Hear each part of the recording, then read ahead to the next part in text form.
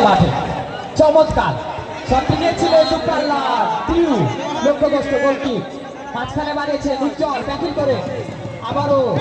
deep pass বল পেয়ে গেছেন মানাকর নিজের আয়ত্তে রেখে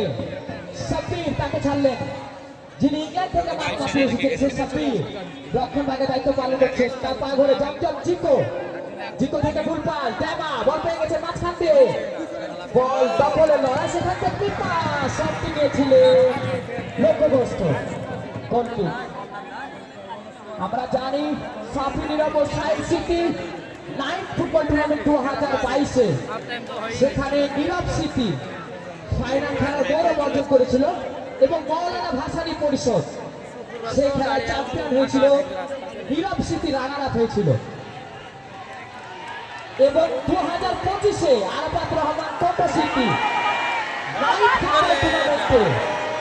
দেখা যাক কারা রাজশাহী চ্যালেঞ্জার নীরব সিটি তারা চ্যাম্পিয়ন হয় অবৈধভাবে বাধা ফাউল নীরব সিটি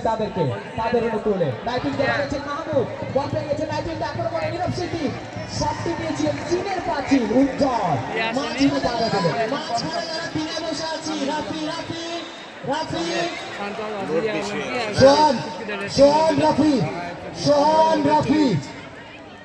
এই দেখা এদিকে দেখা সোহান রাফি 3 থেকে পা তুলে নিব হ্যাঁ 3 থেকে পা তুলে নিব আমরা 3-এর উপর থেকে পা তুলে নিব শটটি নিয়েছিলেন